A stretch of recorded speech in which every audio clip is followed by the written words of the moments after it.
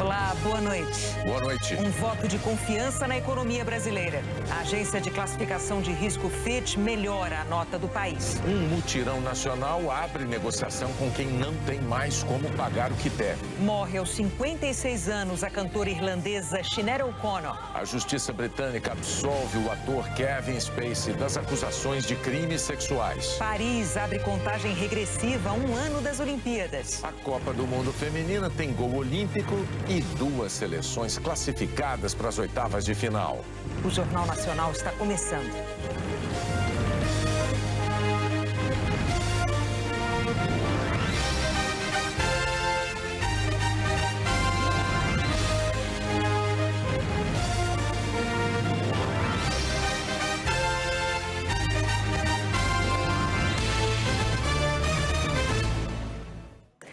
A agência de classificação de risco Fitch melhorou a nota de crédito do Brasil por considerar que a economia e as contas públicas do país tiveram um desempenho superior ao que se esperava. É a primeira vez em 12 anos que a Fitch eleva a nota dos títulos de dívida do Brasil. A agência usa um ranking com notas que vão de A a D. O A triplo é a melhor, o D a pior. A nota de crédito brasileira subiu de BB- para BB, com perspectiva estável. Agora, o Brasil está a 2 notas de entrar na área de grau de investimento. Países neste grupo recebem uma espécie de selo de bom pagador. Para determinar as notas, as agências de risco analisam as contas públicas, a agenda econômica e até a solidez das instituições dos países. As agências são como uma bússola para investidores, porque indicam se um país é capaz de honrar seus compromissos financeiros. Quanto mais alta a nota, mais atraente ele se torna para o investidor. O Brasil já teve esse selo de qualidade. O Brasil manteve o selo de bom pagador até o final do governo Dilma, quando foi rebaixado 3 vezes. Em 2018, já no governo Temer, caiu de novo. Desde então, vinha mantendo a nota BB-. No comunicado de hoje, a Fitch afirmou que, apesar das tensões políticas desde 2018, o Brasil alcançou progresso em importantes reformas para enfrentar os desafios econômicos fiscais. A agência mencionou a aprovação da reforma da Previdência em 2019 e a autonomia do Banco Central em 2021, no governo Bolsonaro. E destacou o avanço do novo arcabouço fiscal e da reforma tributária no Congresso, já no governo Lula. A elevação da nota do Brasil reflete um desempenho macroeconômico e fiscal melhor do que o esperado em meio a sucessivos choques nos últimos anos. A agência afirma que políticas proativas e reformas possibilitaram os avanços e a expectativa é de que o novo governo trabalhará para melhorias adicionais.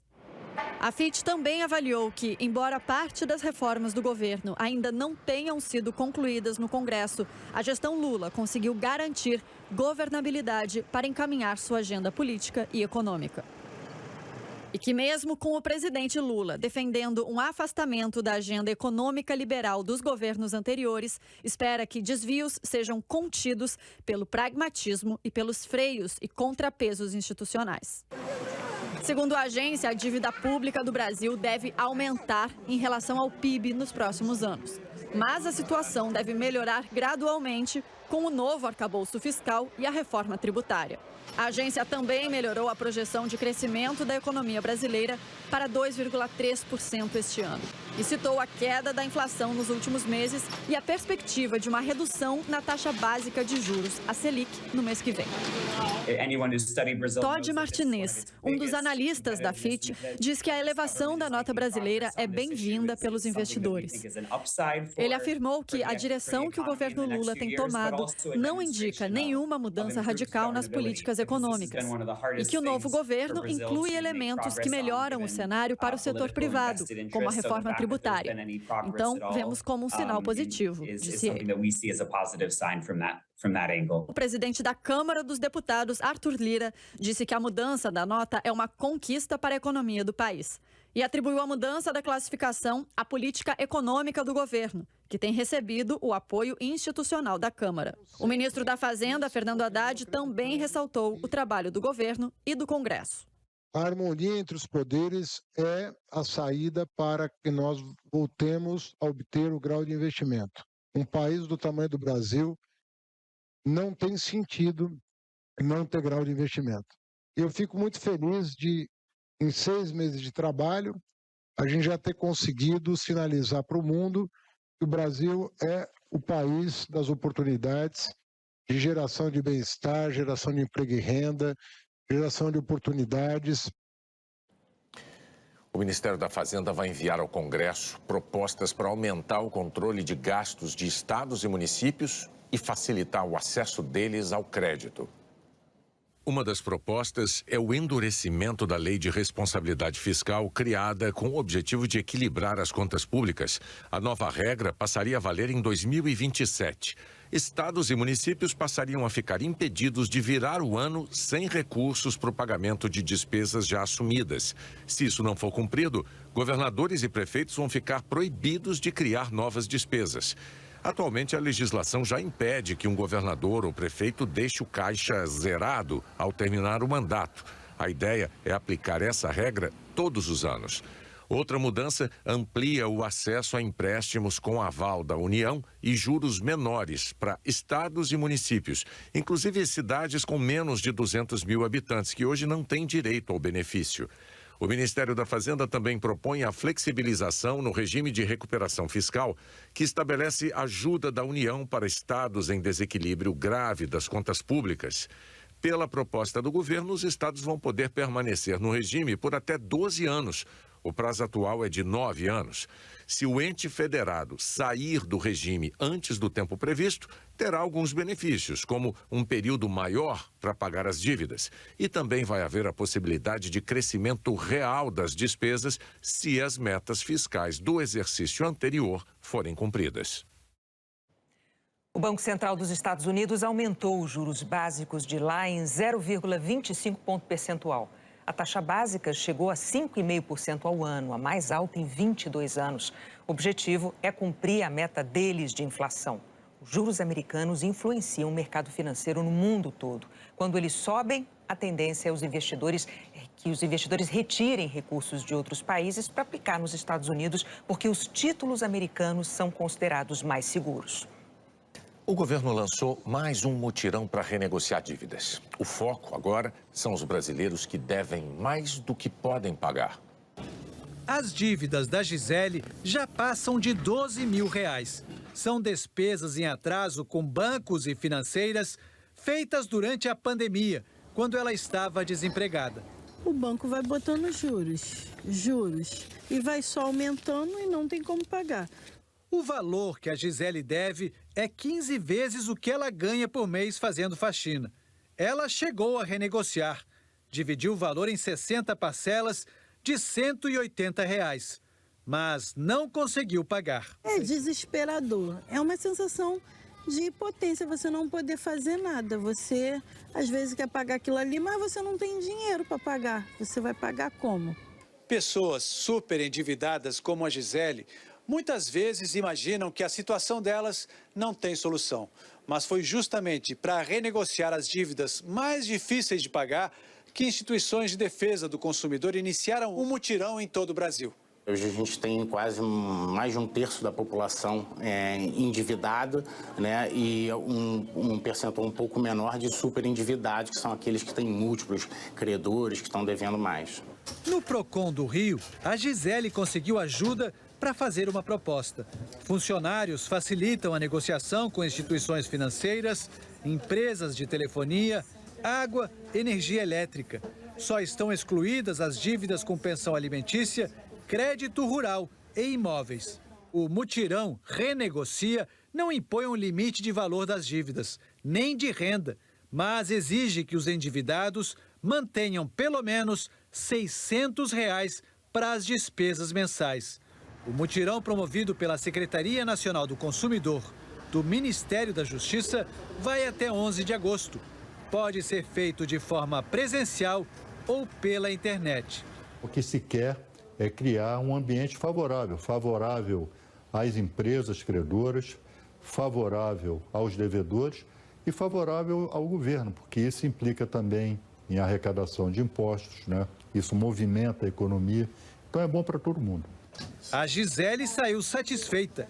Conseguiu reduzir os juros e aguarda uma confirmação das empresas para renegociar a dívida. Com o nome limpo, eu vou limpar e não quero sujar nunca mais. A Secretaria Nacional do Consumidor mandou o Google e o Facebook retirarem do ar anúncios falsos do programa Desenrola Brasil que têm sido usados por estelionatários. A multa por desobediência é de R$ 150 mil por dia. A Meta e o Google afirmaram que removem esses anúncios falsos assim que são identificados. O governo anunciou hoje que o economista Márcio Postman vai ser o novo presidente do IBGE. A seguir, morre a cantora irlandesa Sinéad O'Connor. O ator Kevin Spacey é absolvido das acusações de crimes sexuais. A determinação do ministro do STF, Alexandre de Moraes, de proibir remoções forçadas de pessoas em situação de rua reacendeu discussões sobre como resolver esse problema social. As grades instaladas pela prefeitura impedem que pessoas em situação de rua ocupem o endereço histórico no centro de São Paulo. Nem sentar é permitido. O Francisco viveu 20 anos num dos canteiros da Praça da Sé. Desde que o espaço foi cercado há pouco mais de 3 meses, ele se abriga debaixo da marquise de um prédio. Se você não está fazendo nada errado, você não tem por que ser enxotado, né? Estou sentadinho ali, estou quietinho, então ninguém tem que mexer comigo. Eu acho assim, né? A partir de agora, ações como essa estão proibidas.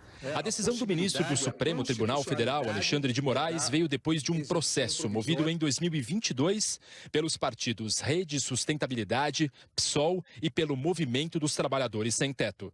A remoção de pessoas e o recolhimento forçado de objetos ficam proibidos. Os serviços de zeladoria urbana estão obrigados a divulgar com antecedência dia e horário de suas ações, para que quem vive na rua possa recolher seus pertences sem conflitos. Alexandre de Moraes também proibiu a instalação ou construção de barreiras físicas, a chamada arquitetura hostil, já vetada pela Lei Padre Júlio Lancelotti. O texto foi promulgado, mas não regulamentado para ser colocado em prática. A decisão do ministro Alexandre de Moraes estabeleceu prazo de 120 dias para que o governo federal crie um plano para a efetiva implantação de uma política nacional para as populações em situação de rua. O ministro determinou ainda que se faça um diagnóstico completo, identificando os perfis e as reais necessidades de quem vive nessa condição. A decisão individual de Moraes será analisada pelo plenário do STF no dia 11 de agosto.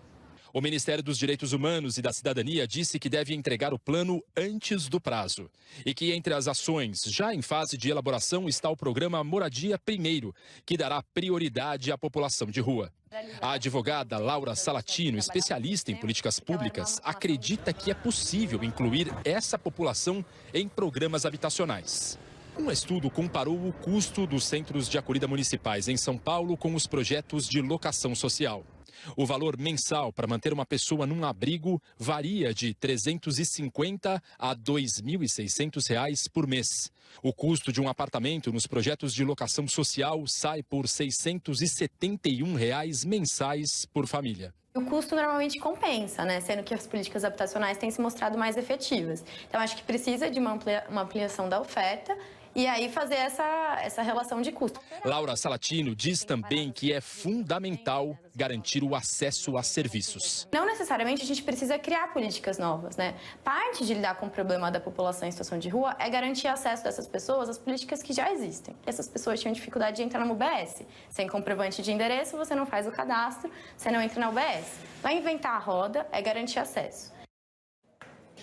A Prefeitura de São Paulo afirmou que as cercas na Praça da Sé são provisórias para realizar serviços urbanos, que a cidade possui a maior rede socioassistencial da América Latina e que vai cumprir a decisão do ministro Alexandre de Moraes, desde que as medidas não comprometam o direito de ir e vir de todos.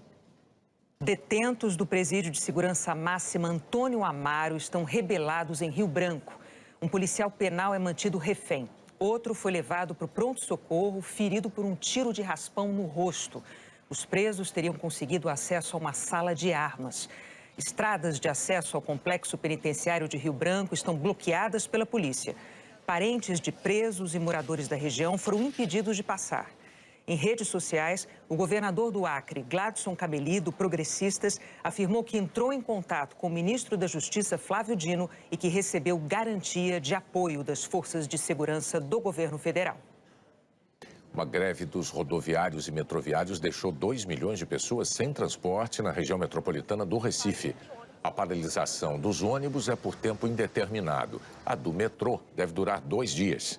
As duas categorias querem reajuste salarial. A Polícia Federal prendeu o jornalista Alan Frutuoso da Silva no Aeroporto Internacional Tom Jobim, no Rio, quando pretendia embarcar para a Argentina. Alan é suspeito de invadir a sede da Polícia Federal de Brasília e de participar do grupo que incendiou veículos e depredou uma delegacia da Polícia Civil do Distrito Federal em dezembro do ano passado. A defesa disse que está atuando para garantir a ampla defesa do jornalista. A Suprema Corte de Israel decidiu que vai analisar em setembro um recurso contra a lei que limita os poderes do tribunal. Um órgão fiscalizador político e a Ordem dos Advogados de Israel apresentaram os recursos contrários à reforma defendida pelo primeiro-ministro Benjamin Netanyahu, que entrou em vigor hoje. O Jornal das 10 da Globo News vai exibir hoje uma entrevista especial com o presidente da Ucrânia. O fotógrafo e documentarista Gabriel Chain encontrou Volodymyr Zelensky no gabinete da presidência em Kiev. Zelensky fala sobre a relação com o Brasil. Diz que espera o apoio do presidente Lula na guerra com a Rússia. А якщо Лула допоможе мені, бо це складний для мене шлях і час, допоможе мені під цей приїзд зробити ще зустріч із іншими представниками Латинської Америки, ми можемо всі зустрітись в Бразилії, будь-де. Mas diverge da posição do brasileiro sobre uma solução diplomática para o conflito. Якщо Росія вийде з нашої суверенної території, включиться дипломатія. В якому це форматі буде, це на сьогодні вже не важливо. Це найшвидкий момент, найшвидший момент, найшвидший формат. A justiça britânica absolveu o ator americano Kevin Spacey de todas as acusações de crimes sexuais. 4 homens acusavam Kevin Spacey de crimes sexuais entre 2001 e 2013, época em que era diretor artístico de um grande teatro de Londres.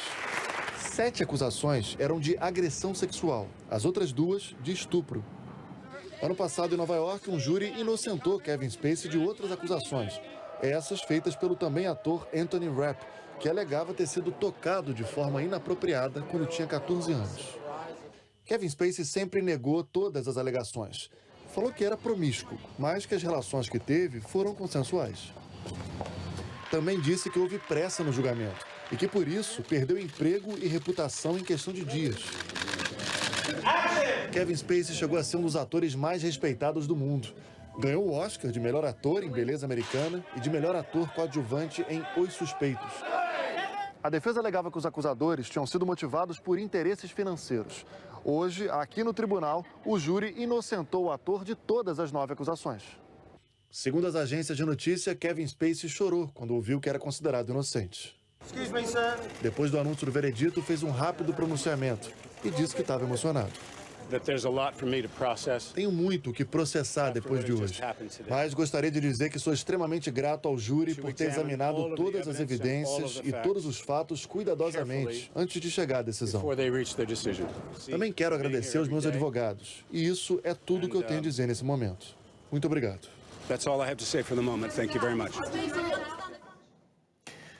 Morreu aos 56 anos a cantora irlandesa Sinéad O'Connor. Ela despontou como revelação no fim da década de 1980 com uma postura rebelde.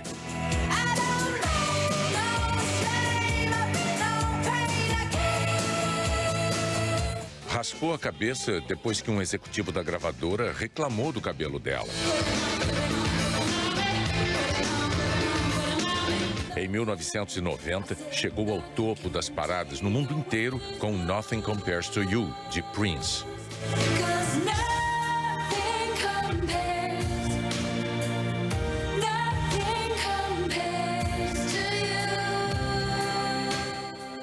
Pouco depois, causou polêmica ao rasgar uma foto do Papa João Paulo II num protesto contra o abuso sexual de crianças por padres. Uma controvérsia que abalou a carreira dela. Sinéad O'Connor também revelou abusos que sofreu quando criança e falava abertamente da saúde mental. A causa da morte não foi divulgada.